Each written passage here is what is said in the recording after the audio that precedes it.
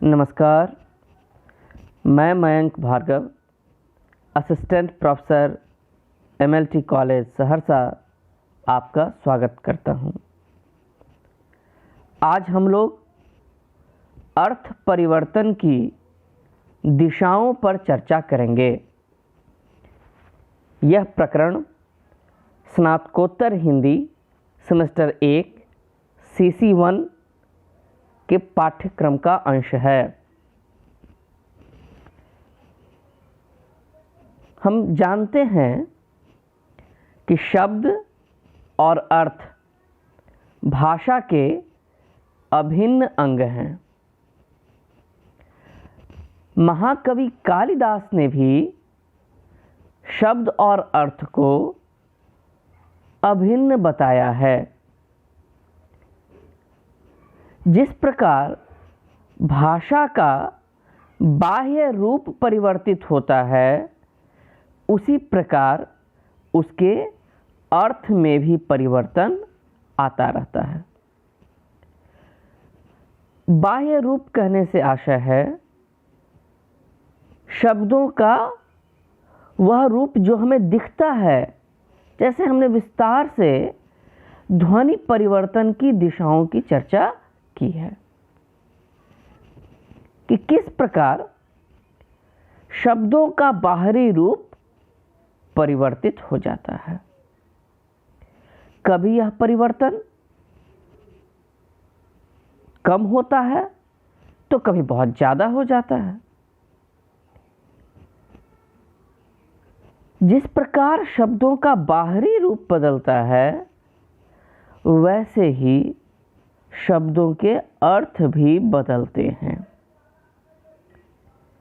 बाह्य रूप के साथ साथ उसके अर्थ में भी परिवर्तन आता रहता है।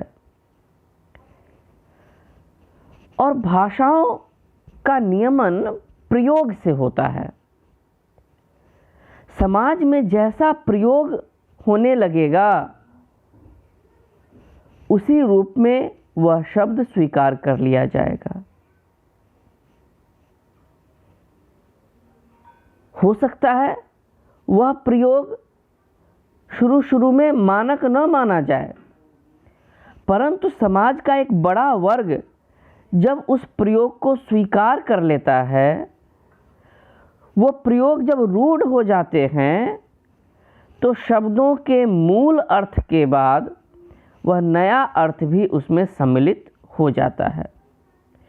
कभी कभी शब्दों का मूल अर्थ बचा रहता है, तो कभी मूल अर्थ पूरी तरह गायब हो जाता है और शब्द विशेष का बिल्कुल नया अर्थ हमारे सामने आ जाता है। अर्थ का यह परिवर्तन ही अर्थ विकास कहलाता है, क्योंकि भाषा की दृष्टि से कोई भी परिवर्तन विकास है। इसलिए अर्थ में जो परिवर्तन होता है, उसे हम कहते हैं अर्थ विकास। इस अर्थ परिवर्तन के अनेक कारण हैं। पिछले 3 संवादों में हम लोगों ने विस्तार से अर्थ परिवर्तन के कारणों पर चर्चा की है। हम लोगों ने देखा था कि लाक्षणिक प्रयोग के कारण शब्दों के अर्थ बदल जाते हैं। भौगोलिक परिवेश बदले, सामाजिक परिवेश बदले, भौतिक परिवेश बदले, तो शब्दों के अर्थ बदल जाते हैं। विनम्रता प्रदर्शन के कारण भी अर्थ बदलते हैं। उसी प्रकार सुश्राव्यता, व्यंग्य, भावात्मक बल, सामान्य के लिए विशेष का प्रयोग, अज्ञान अथवा भ्रांति, व्यक्तियों के अनुसार शब्दों के प्रत्यय में भेद, शब्दार्थ के तत्व की प्रमुखता, साहचर्य के कारण गौण अर्थ की प्रमुखता, ध्वनि विशेष पर बल, अनुकरण की अपूर्णता, अन्य भाषा के शब्दों का प्रयोग, एक भाषा भाषी लोगों के प्रवास, नामकरण की सीमा, एक शब्द के भिन्न रूपों का विभिन्न अर्थों में प्रयोग, सादृश्य और एक वर्ग के एक शब्द में अर्थ परिवर्तन होने पर उस वर्ग के अन्य सभी शब्दों के अर्थ परिवर्तन जैसे कारणों पर हम लोगों ने विस्तार से चर्चा की हुई है। आज हम लोग अर्थ विकास की दिशाओं पर चर्चा प्रारंभ करेंगे कि ये अर्थ परिवर्तन के कारणों को तो हम लोगों ने समझ लिया, पर इस अर्थ परिवर्तन के अनेक रूप होते हैं। अर्थ विज्ञान के एक प्रमुख आचार्य हुए हैं माइकल ब्रील। उन्होंने इसका गंभीर अध्ययन किया और अर्थ विकास की 3 दिशाओं का निर्देश किया। पहला, अर्थ विस्तार। दूसरा, अर्थ संकोच। तीसरा, अर्थादेश। अर्थादेश को अर्थांतरण या अर्थ संक्रमण भी कहते हैं। बाद में जब इस अर्थ विज्ञान का अध्ययन हुआ तो विद्वानों ने 2 और दिशाओं की चर्चा की, अर्थोत्कर्ष, अर्थापकर्ष। और इस प्रकार कुल मिलाकर हम लोग अब कहते हैं कि अर्थ विज्ञान की 5 दिशाएं हैं। 3 प्रमुख दिशा, अर्थ विस्तार, अर्थ संकोच और अर्थादेश, और उसके बाद अर्थोत्कर्ष, अर्थापकर्ष। इस प्रकार अर्थ परिवर्तन के ये 5 दिशाएं कही जाती हैं। सबसे पहले हम लोग अर्थ विस्तार पर चर्चा करेंगे। इसके नाम से ही स्पष्ट है कि इसमें किसी शब्द के अर्थ का विस्तार होगा। अर्थ विस्तार में शब्दों का अर्थ अपने सीमित क्षेत्र से निकलकर व्यापक अर्थ को सूचित करने लगता है। अर्थ की दृष्टि से शब्दों में विस्तार होता है, अर्थ फैल जाता है। इस प्रवृत्ति को ही अर्थ विस्तार कहते हैं। एक भाषा वैज्ञानिक हुए हैं टकर। उनका मानना था कि अर्थ विस्तार अर्थ परिवर्तन की कोई दिशा नहीं है। उनके अनुसार अर्थ विस्तार तो होता ही नहीं है। जिसे हम अर्थ विस्तार कहते हैं वह वस्तुतः अर्थादेश है। उन्होंने अर्थ विस्तार को अर्थादेश के अंतर्गत रखा था। लेकिन अर्थादेश और अर्थ विस्तार में अंतर है। अर्थ विस्तार में कहीं न कहीं मूल अर्थ भी कायम रहता है और अर्थादेश में मूल अर्थ पूरी तरह समाप्त हो जाता है। उसकी जगह एकदम नया अर्थ प्रयुक्त होने लगता है। तो इस प्रकार अब यह स्वीकृत है कि अर्थ विस्तार अर्थ परिवर्तन की एक स्वतंत्र दिशा है। तो टकर महोदय की मान्यता आज स्वीकृत नहीं है। यह अर्थ विस्तार अपने आप में बहुत महत्वपूर्ण और बहुत मनोरंजक लगेगा जब हम इस प्रवृत्ति का अध्ययन करेंगे। अर्थ परिवर्तन पर चर्चा करते हुए पहले भी मैंने भोलानाथ तिवारी की पुस्तक शब्दों का जीवन का जिक्र किया है। बहुत मनोरंजक ढंग से उसमें इन प्रवृत्तियों की सोदाहरण चर्चा की गई है। तो अर्थ विस्तार को समझने के लिए हम कुछ उदाहरणों को देखेंगे। जैसे एक उदाहरण है तेल। आज हम सब लोग तेल शब्द से परिचित हैं। हमारे रसोई घर में सरसों के तेल से भोजन बनता है। नारियल का तेल हम लोग लगाते हैं। कुछ लोग बड़े खुशबूदार तेलों का प्रयोग करते हैं। मिट्टी के तेल का प्रयोग लैंप, लालटेन आदि जलाने के लिए करते थे।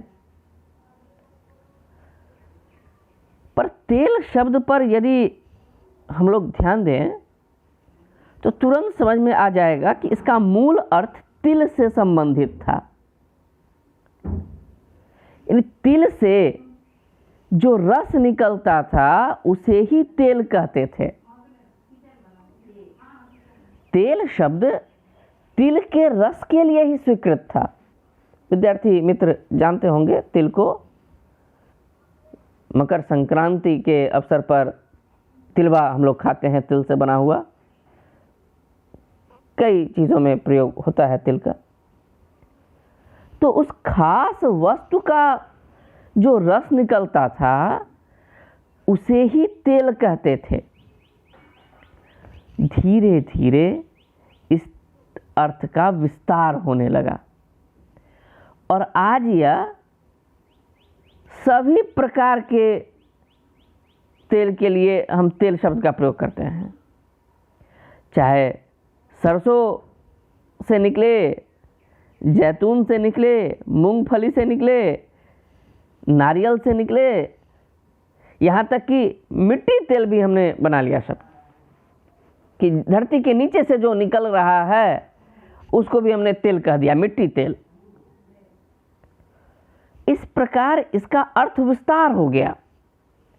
कहाँ तो यह शब्द केवल तिल के रस के लिए प्रयुक्त था और इसका अर्थ विस्तार होते होते आज सभी प्रकार के रसों के लिए यह तेल शब्द प्रयुक्त होने लगा। मिट्टी तेल, सरसों तेल, नारियल तेल सब आज हमारे लिए तेल हैं।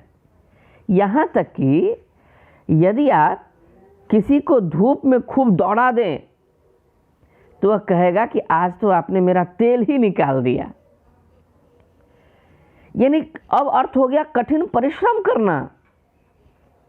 इस तेल का यह भी एक अर्थ विस्तार है। मुहावरे में लक्षणा के कारण तेल निकालने का अर्थ हो जाएगा कठिन परिश्रम करना। इस प्रकार इस तेल शब्द का अर्थ विस्तार हुआ। अर्थादेश क्यों नहीं है यह? क्योंकि इसमें तिल का जो रस है वह अर्थ भी शामिल है, वह अभी खत्म नहीं हुआ है, इसीलिए इसका अर्थ विस्तार हुआ। कुछ और उदाहरणों से हम इसे देखेंगे। एक दूसरा शब्द है सब्जी। हम लोग जानते हैं आजकल तो कोरोना काल चल रहा है, तो सब्जियों के खरीदने पर भी बहुत तरह की सलाहियत आ रही है कि कैसे खरीदा जाए, नहीं खरीदा जाए, कैसे प्रयोग किया जाए। सब्ज शब्द फारसी का है जिसका अर्थ होता है हरा। उस सब्ज से ही सब्जी शब्द बना है। यानी पहले पालक, बथुआ, ये सब जो हरे साग थे उसके लिए सब्जी शब्द का प्रयोग होता था। लेकिन आज तो हम कहते हैं हरी सब्जी लाने जाना है, तो एक और विशेषण हम डाल देते हैं। सब्जी शब्द का अर्थ अपने आप में हरा था कि जो हरा साग होगा उसे ही सब्जी कहेंगे। लेकिन आज सब्जी शब्द का अर्थ विस्तार हो गया कि हर प्रकार की तरकारी के लिए सब्जी शब्द का प्रयोग कहते हैं। हम पूछते हैं माताजी से कि माँ आज क्या सब्जी बनी है घर में, तो हो सकता है कि आलू की सब्जी बनी हो। आलू तो हरे रंग का है नहीं, फिर भी हम उसे आज सब्जी कह रहे हैं। हो सकता है कोहड़ा बना हो, कोहड़ा तो पीले रंग का है, फिर भी उसे सब्जी कह रहे हैं। हो सकता है टमाटर बना हो, लाल रंग का है, फिर भी उसे सब्जी कह रहे हैं। हो सकता है कि आज मूली का प्रयोग हुआ हो, सफेद रंग, फिर भी उसे सब्जी कह रहे हैं। यानी भले उसका मूल अर्थ है हरा, परंतु आज प्रत्येक सब्जी के लिए, प्रत्येक तरकारी के लिए सब्जी शब्द का प्रयोग कर रहे हैं। इस हरे रंग के भीतर हर रंग शामिल हो गया, यानी इसका अर्थ विस्तार हो चुका है। तो सब्जी शब्द भी अर्थ विस्तार का उदाहरण है। वैसे ही अभ्यास शब्द है। मूलतः इस शब्द का प्रयोग बाण फेंकने के अभ्यास के लिए होता था, पर आज यह अभ्यास शब्द का अर्थ विस्तार हो गया। शब्द था अभी जोर असन, अर्थात बाण आदि फेंकना, पर आज अभ्यास का अर्थ हो गया है प्रयत्न। यह विस्तृत अर्थ में हम किसी प्रकार का प्रयत्न करते हैं। पढ़ने में अभ्यास हो सकता है, खेलने में अभ्यास हो सकता है, तो किसी प्रकार का हम प्रयत्न करते हैं तो वह अभ्यास कहलाता है, यानी अर्थ विस्तार हो गया। वैसे ही स्याही शब्द, मुझे ध्यान है कि अर्थ परिवर्तन के कारणों की चर्चा करते हुए भी स्याही शब्द आया था। स्याह मूल शब्द है, यह भी फारसी का है, जिसका अर्थ होता है काला। इसी कारण जो विद्यालयों में श्यामपट्ट ब्लैक बोर्ड हुआ करता था,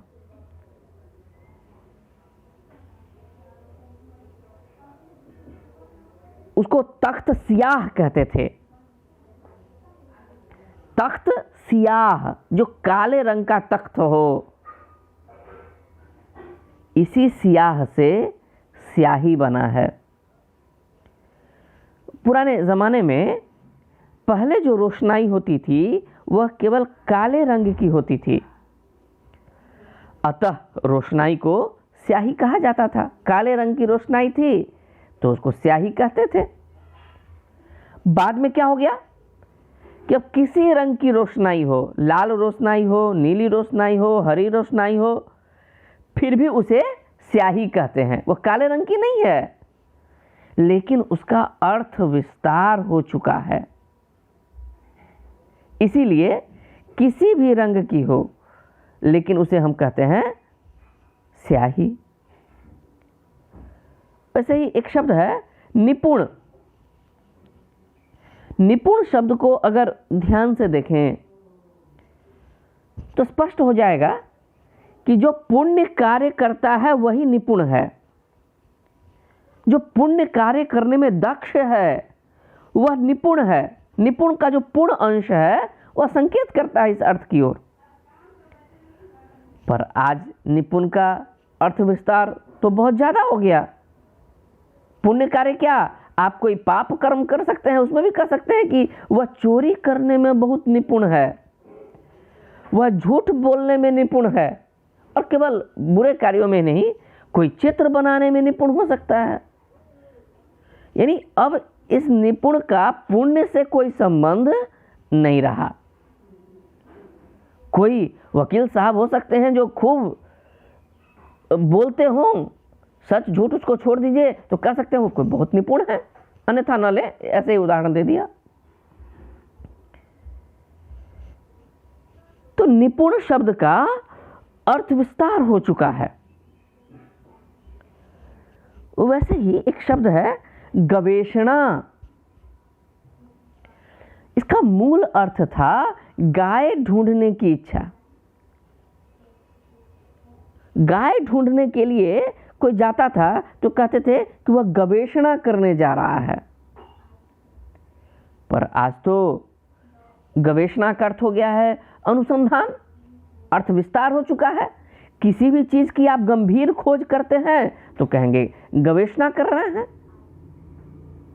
हम लोग पढ़ाई लिखाई में रिसर्च करते हैं, शोध करते हैं, तो कहेंगे कि भाई इन्होंने एक गवेषणात्मक लेख लिखा है।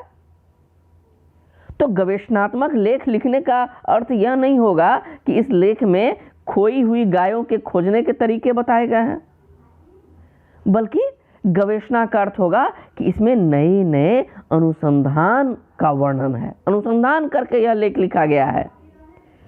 तो गवेषणा शब्द का भी अर्थ विस्तार हो गया। ऐसे ही बहुत सारे शब्द होते हैं। एक शब्द और हम लोग देख लें, प्रवीण। प्रवीण शब्द का मूल अर्थ है वीणा बजाने में दक्ष। प्रवीण में जो वीण शब्द है वही इस अर्थ की ओर हमें बता रहा है। प्रवीण, जो वीणा बजाने में दक्ष हो उसे कहते थे प्रवीण। पर इसका भी अर्थ विस्तार हो गया।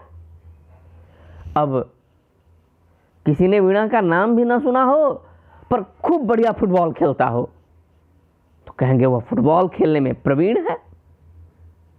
कोई पढ़ाई लिखाई में प्रवीण हो सकता है। कोई चतुर है तो चतुर के अर्थ में अब प्रवीण शब्द का प्रयोग होता है। इस प्रकार शब्दों का अर्थ विस्तार होता है और यह अर्थ विस्तार मुख्यतः सादृश्य के कारण, साहचर्य के कारण, सामीप्य के कारण, चूंकि इन कारणों की चर्चा अलग से हो चुकी है इसलिए मैं अब इन कारणों की यहाँ चर्चा नहीं कर रहा हूँ। तो ये सब कारण हैं कि सादृश्य हो जाए उसके कारण अर्थ विस्तार हो जाता है, साहचर्य के कारण अर्थ विस्तार होता है,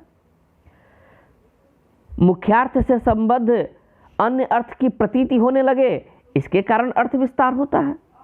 तो कई कारणों से यह अर्थ विस्तार होता है।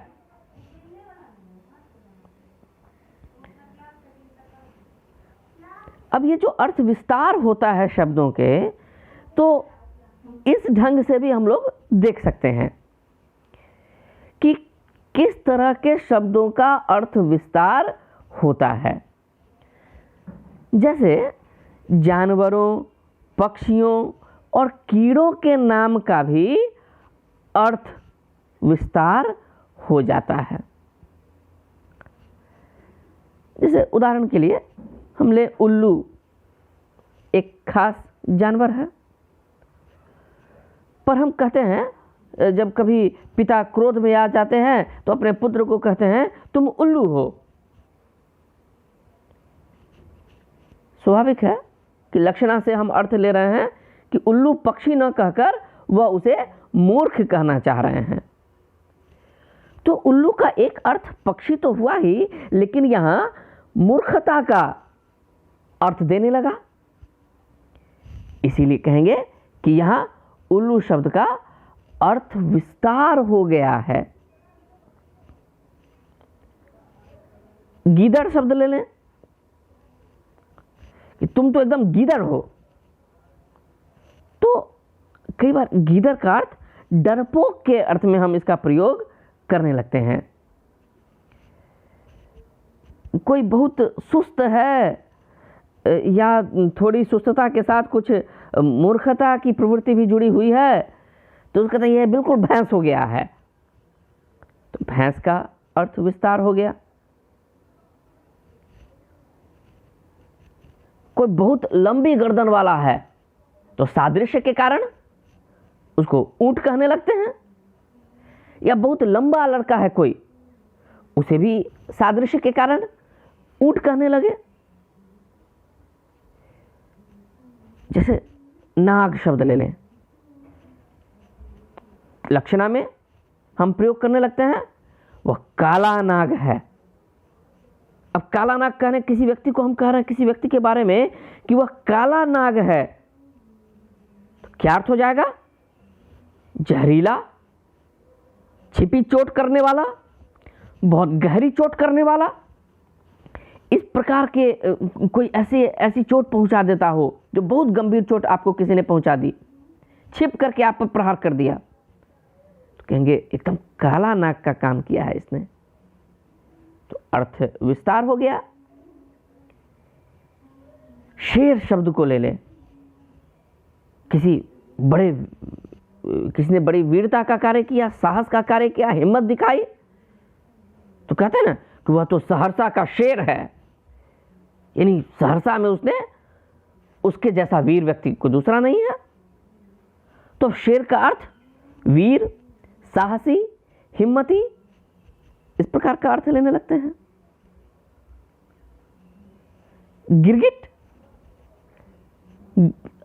गिरगिट तो प्रयोग करते ही हैं, मुहावरा भी है, गिरगिट की तरह रंग बदलना, तो बिल्कुल वह गिरगिट है, यानी अवसरवादी, रंग बदलने वाला।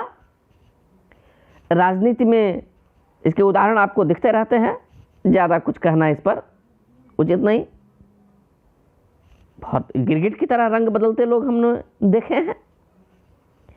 तो इस प्रकार जानवरों, पक्षियों, कीड़ों के नाम का अर्थ विस्तार हो जाता है।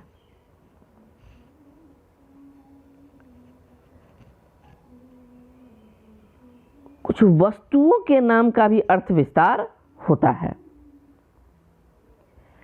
जैसे पत्थर। अब कहेंगे किसी के दिल के बारे में कह सकते हैं, बिल्कुल पत्थर दिल है। अब यहां पत्थर शब्द क्या हो गया? कड़ा के अर्थ में। कई बार इस प्रकार के प्रतीकात्मक शब्दों का प्रयोग करते हैं। नागार्जुन की कविता है, यह दंतुरित मुस्कान, यह दंतुरित मुस्कान मृतक में भी डाल देगी जान। और उसी में एक पंक्ति आती है, पिघल कर जल बन गया होगा कठिन पाषाण, कि बच्चे की भोली मुस्कान देखकर पाषाण भी पिघल कर जल बन जाता है।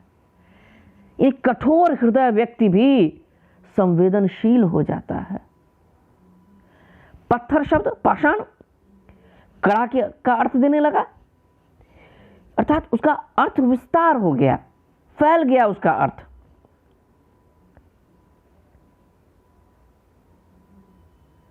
पाजामा शब्द ले लें, किसी पे बिगड़ जाते हैं और कहते हैं तुम आदमी हो या पाजामा। अब मुझे आज तक समझ में नहीं आया कि पाजामा ने इसका क्या बिगाड़ा, लेकिन हम कहते हैं पाजामा। मूर्ख के अर्थ में पाजामा शब्द का प्रयोग करने लगते हैं, तो उस वस्तु के में अर्थ विस्तार हो गया, उस वस्तु के नाम में।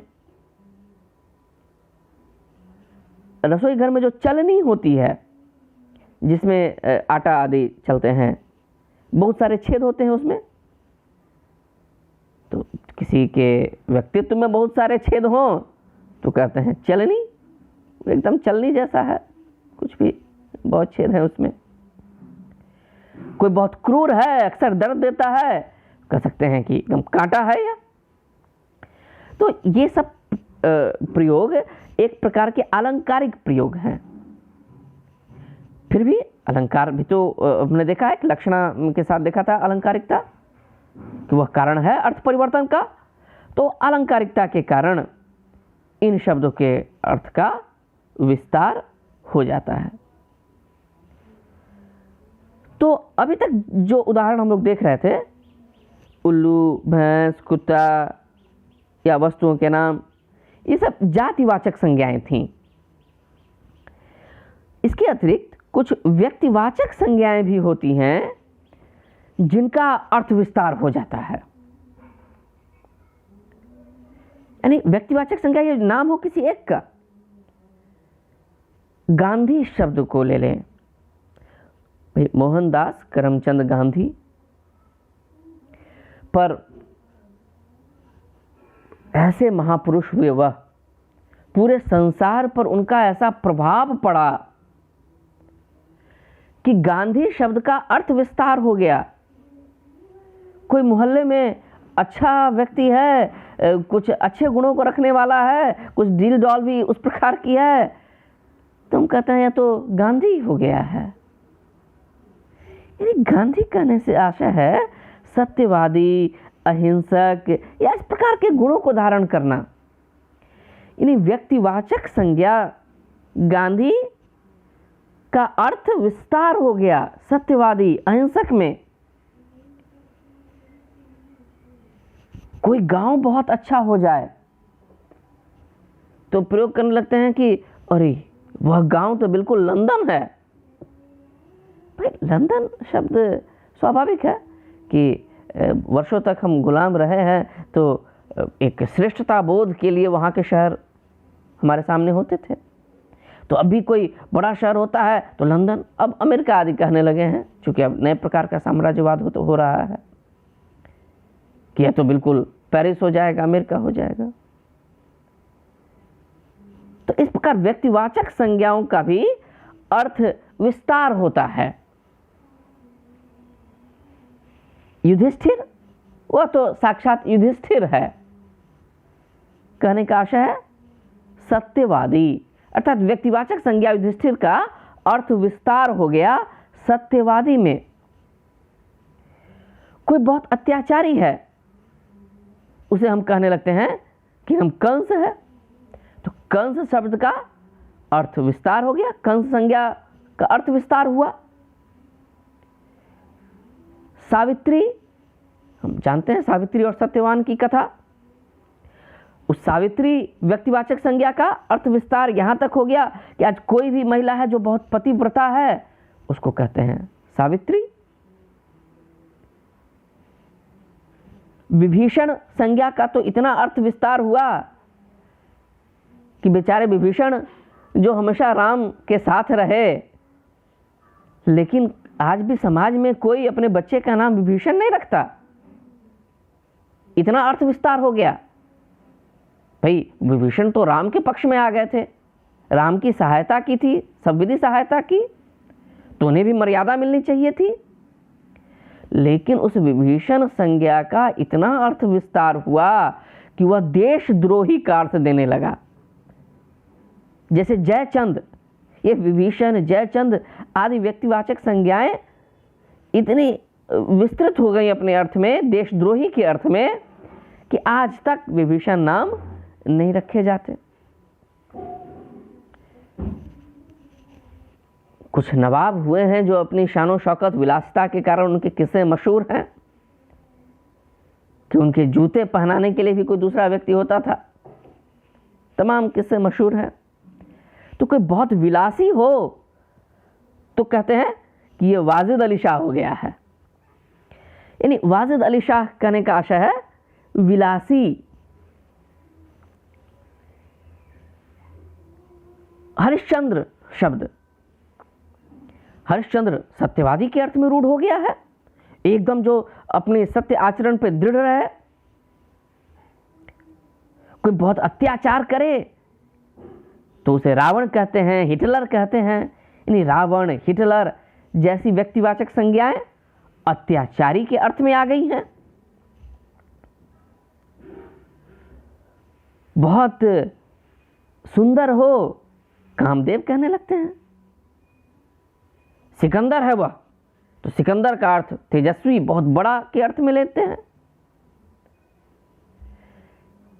इस प्रकार कई व्यक्तिवाचक संज्ञाएं भी ऐसी हैं जिनका अर्थ विस्तार होता है। वो अब केवल उस व्यक्तिवाचक संज्ञा के अर्थ में ही नहीं, बल्कि एक बड़े विस्तृत अर्थ में भी उनका प्रयोग होने लगता है। इसके अलावा कई और संज्ञाएं हैं। बहुत सारे प्रयोग आपको जीवन में ऐसे मिलेंगे, पर संज्ञाओं के अतिरिक्त क्रियाओं के अर्थ में भी विस्तार होता है। और बहुत से मुहावरे इसके अच्छे उदाहरण हैं कि कैसे क्रियाओं के अर्थ में विस्तार हो जाता है। दो उदाहरण लें, चलना, उठना। अब चलना शब्द हम सब परिचित हैं, लेकिन जब हम कहते हैं कि यह रुपया चलता नहीं है तो अर्थ बिल्कुल दूसरा हो गया। कोई पुराना नोट है, हम जानते कुछ वर्षों पूर्व भारत सरकार के द्वारा नोटबंदी हुई। अब वो पुराने नोट, अगर आपके पास भले 500 के 1000 के पुराने नोट हों, लेकिन वह अगर बाजार में लेके जाएंगे तो कहा जाएगा कि यह रुपया, यह नोट अब नहीं चलता है। चलने का आशय वहां पैरों से चलना नहीं है। यहां चलना शब्द का अर्थ विस्तार हो गया है कि यह अब स्वीकृत नहीं है, अब वह नोट केवल कागज का टुकड़ा मात्र है। यदि आप पुराने नोट को लेकर बाजार जाएं तो वह रुपया चलेगा नहीं, अर्थात वह रुपया, उस पर जो रिजर्व बैंक के गवर्नर साहब का वचन होता है, मैं वचन देता हूं कि धारक को इस मूल्य की सामग्री दे दी जाए, इसका वचन रिजर्व बैंक के गवर्नर साहब का है, परंतु अब वह नोट नहीं चल रहा है। इस प्रकार चलना क्रिया का अर्थ विस्तार हो गया। वैसे ही एक उदाहरण दूसरा है क्रिया में उठना। आज इसका बहुत अर्थ विस्तार हो गया। उठना क्रिया से हम सब परिचित हैं। मूल अर्थ है ऊपर आना, उठना, ऊपर आना। भोलानाथ तिवारी ने इसके अर्थ विस्तार को स्पष्ट करने के लिए 5 उदाहरण दिए हैं। 5 वाक्य, उनके ही 5 वाक्य हैं। पहला वाक्य है, अभी तक सो रहे हो, उठे नहीं। स्पष्ट है, यहां उठना शब्द जगने के अर्थ में है। दूसरा वाक्य देखें, अब न बैठो, उठो, अभी दूर जाना है। यहां उठना शब्द सक्रियता के अर्थ में है। तीसरा वाक्य देखें, देश को उठाने वाले तो हम तुम हैं। यहां देश को उठाना है, अर्थात अब पूरे देश को ये नहीं कि अलार्म बजा के जगा देना है। देश को उठाने का अर्थ है देश की प्रगति। यहां उठना शब्द का दूसरा अर्थ हो गया। चौथा देखें, वह आज संसार से उठ गया। तो संसार से उठना अर्थात स्वर्गवास होना। अब उठना क्रिया का दूसरा अर्थ हो गया। और फिर कहें, बाजार उठने वाला है, यानी बाजार बंद होने वाला है। यहां उठना क्रिया का अलग अर्थ है। इस प्रकार इन 5 वाक्यों में हमने देखा कि उठना क्रिया के अलग अलग अर्थ हैं।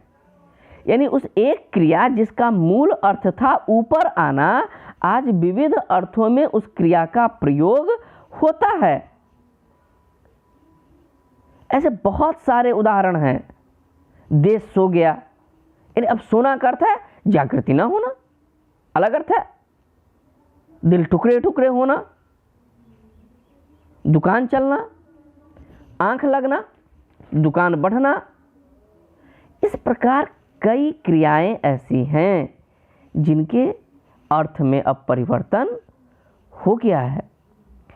तो इस प्रकार वस्तुओं के नाम में, व्यक्तिवाचक संज्ञाओं के नाम में, जातियों के नाम में, क्रियाओं के नाम में बहुत सारी ऐसी संज्ञाएं हैं, क्रियाएं हैं जिनका अर्थ विस्तार हो गया है। अब हम मूल अर्थ के साथ साथ एक व्यापक अर्थ उसका ग्रहण करते हैं। तो इस शब्दों के अर्थ में ये जो परिवर्तन आए हैं उनको हम कहते हैं अर्थ विस्तार। जैसा कहा गया कि अर्थ परिवर्तन की 5 दिशाएं हैं, उसमें पहली दिशा की आज हमने चर्चा की, अर्थ विस्तार। इसकी जो शेष दिशाएं हैं अर्थात अर्थ संकोच, अर्थादेश, अर्थोत्कर्ष, अर्थापकर्ष, इन कारणों की चर्चा अगले संवाद में होगी। आशा है आपको यह संवाद अच्छा लगा होगा। आपके सहयोग के लिए, साथ बने रहने के लिए बहुत बहुत धन्यवाद, आभार।